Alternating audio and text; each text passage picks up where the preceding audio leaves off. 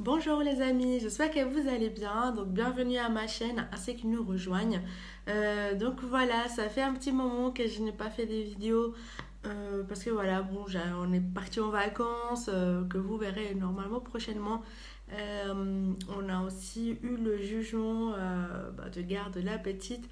Donc je vous en dirai plus plus tard dans les prochaines vidéos parce que j'ai envie de faire la chronologie petit à petit et puis vous raconter un petit peu mon histoire, comment ça s'est déroulé depuis 2012, quand on s'était mariés, et puis avancer petit à petit. Donc voilà, dans la précédente vidéo, je vous ai parlé un petit peu quand j'étais enceinte. Je vous ai raconté cette première plainte en fait que j'ai déposée auprès de mon ex-mari. C'était un moment très difficile pour moi. Déjà d'un côté, je me sentais seule parce que j'avais raconté à personne encore ce qui m'arrivait. J'avais décidé de raconter à mon père et puis bon, c'était quand même un épisode assez difficile.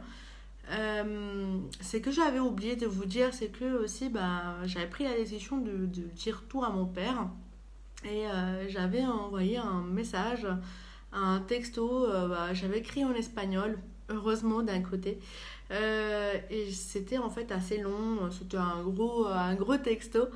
Et j'ai voulu l'envoyer à mon père, sauf que, erreur de ma part, je l'ai envoyé à mon ex. Donc il s'était très énervé, bon, c'était un peu la cata, c'était un petit peu avant cet événement-là en fait, de la plainte. Donc déjà j'en avais marre à ce moment-là, j'avais envie de partir. J'avais déjà essayé de parler avec lui plusieurs fois pour lui faire comprendre que c'était pas bien ce qu'il faisait, que c'était pas normal en fait, qu'il me tape tout simplement tout le temps pour des sottises en fait, pour des choses banales. Au final,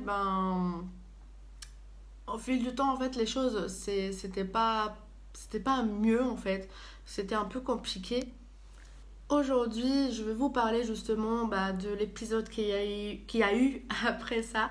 Donc c'était un épisode assez grave.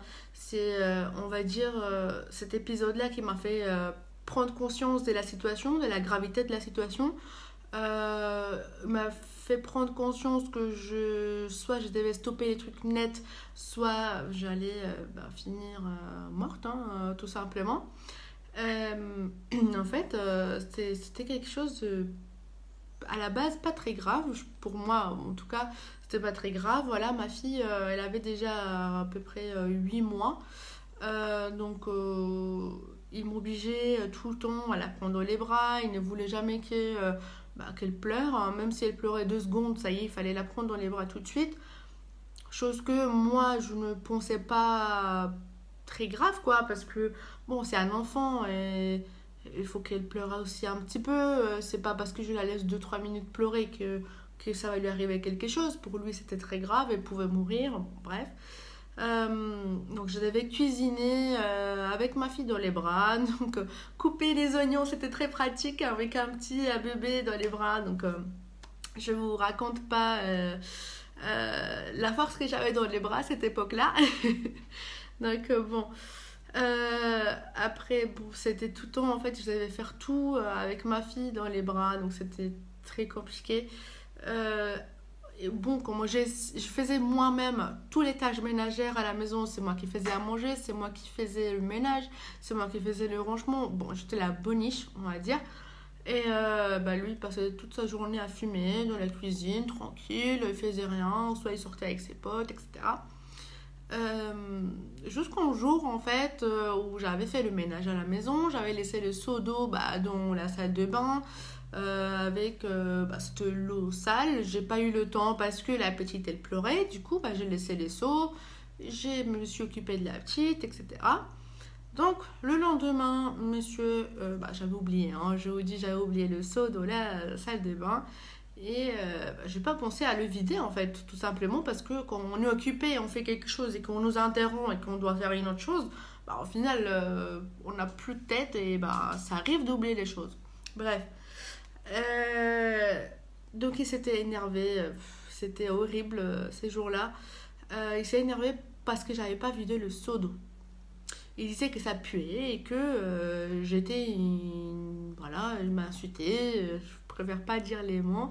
Il m'a insulté, il m'a fait comprendre en fait que je ne servais à rien parce que j'avais pas vidé les seaux. Donc c'est parti très loin. Parce que voilà, il commençait à me mettre, vous savez, la serpillière un peu au niveau du nez pour que je sente. Donc moi j'ai fait genre que j'ai senti, mais honnêtement je n'ai pas senti. J'ai retenu ma respiration à ce moment-là. Et ça m'a tellement énervée ces jours-là, je me suis dit c'est bon, stop. Je suis pas une poupée en fait, je suis pas un truc, je suis pas ton truc non plus.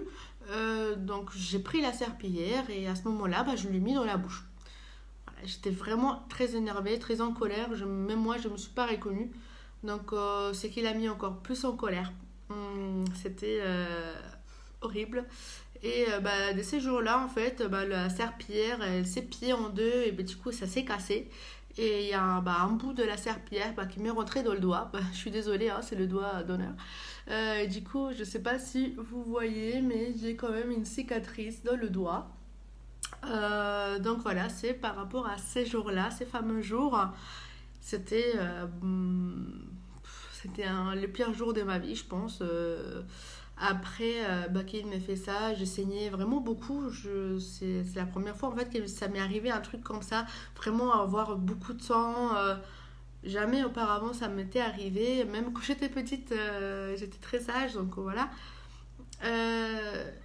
Du coup, le fait d'avoir beaucoup de sang, ça m'a déjà perturbée. À ce moment-là, il m'a attrapée par le cou, il m'a étranglée très fortement. Il m'a serré contre le mur, j'arrivais plus à respirer. Honnêtement, je croyais vraiment que j'allais tomber dans les pommes à ce moment-là. J'étais pas bien du tout.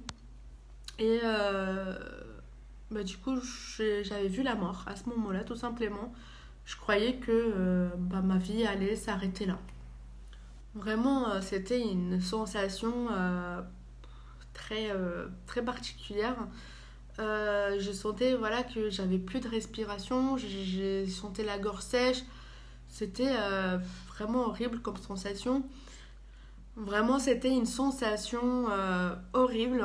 Je souhaite à personne de vivre ça.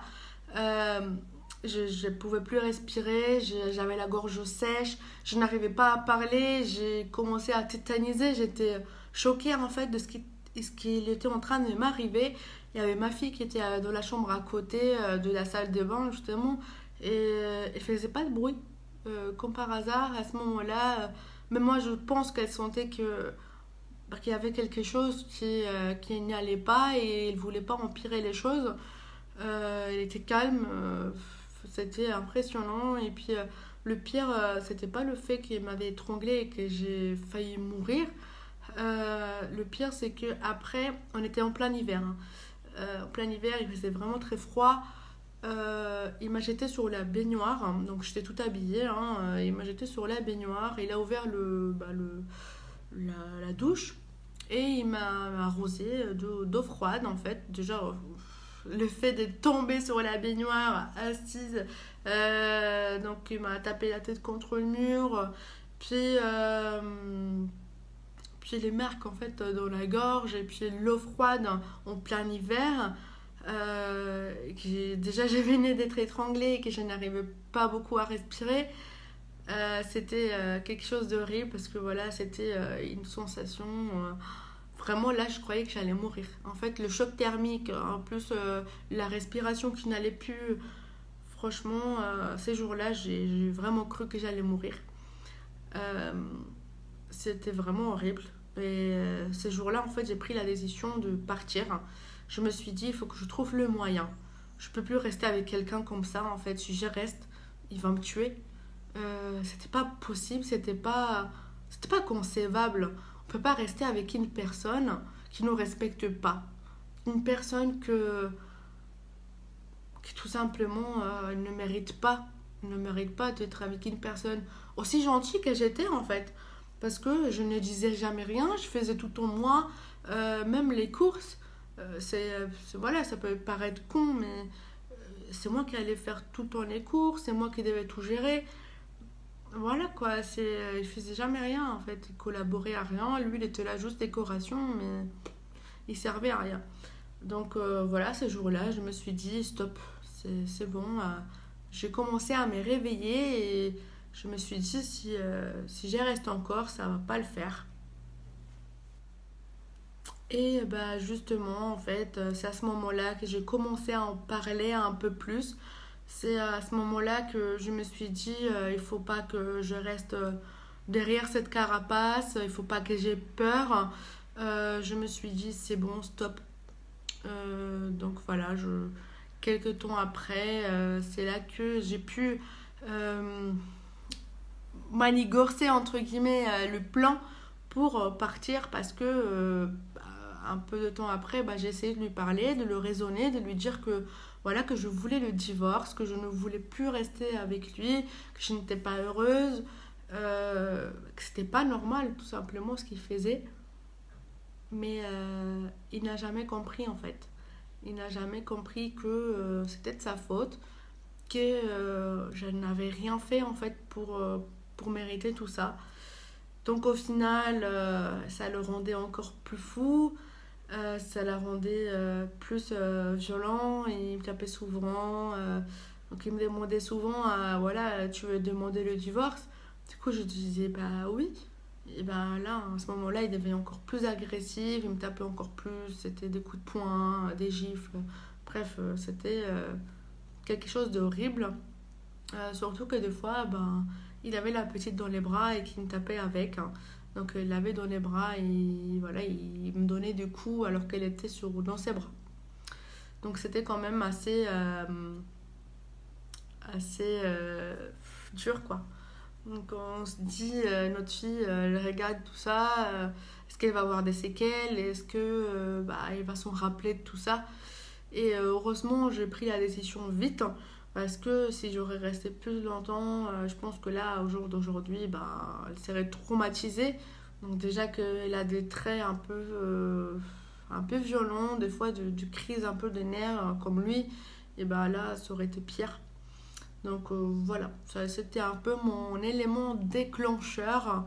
euh, Pourquoi j'ai décidé de partir en fait. J'en avais marre. J'en avais vraiment marre. Et je pense que là, c'était la goutte qui a dévoré le vase. C'était le jour de trop. C'était vraiment le jour de trop. J'en pouvais plus. Donc voilà, c'est à ce moment-là que on se réveille enfin. On s'est dit, bah, pars. Donc voilà, je pense vraiment que pour partir de ce genre de situations, il faut un élément déclencheur, quelque chose qui vraiment qui nous met une claque tout simplement et que bah, nous fait regretter le fait d'avoir connu cette personne, de transformer en fait cet amour en haine et de ne plus vouloir rester tout simplement avec. Donc voilà, j'espère que cette vidéo vous a éclairé un petit peu plus. Et honnêtement, je le redis encore une fois, si vous êtes avec une personne nocive qui ne vous apporte rien, qui ne vous aide en rien, qui ne vous respecte pas, franchement, ne restez pas avec. Partez, c'est le plus simple. C'est un mauvais choix. Un mauvais choix de rester avec. Donc la seule chose que vous allez faire, c'est retarder le moment. Mais au final, soit vous allez finir par le quitter, soit il va finir par vous détruire. Et c'est pas ce que moi je voudrais pour vous. Donc voilà, j'espère que vous comprenez vraiment bien ces paroles-là en fait. Et que vous écoutez vraiment votre cœur et la raison aussi. Parce que c'est important d'écouter la raison. Et voilà, donc la prochaine vidéo, je vous raconterai comment j'ai fait pour partir vraiment dans les détails et puis quelques astuces aussi parce qu'il faut savoir que ce n'est pas facile de partir non plus. Donc il faut prendre son courage à deux mains et puis savoir les bonnes adresses. Donc voilà, je vous dis à tous, merci d'avoir regardé la vidéo. Likez si vous aimez et puis abonnez-vous aussi. N'hésitez pas à vous abonner. J'ai du mal avec ce mot-là.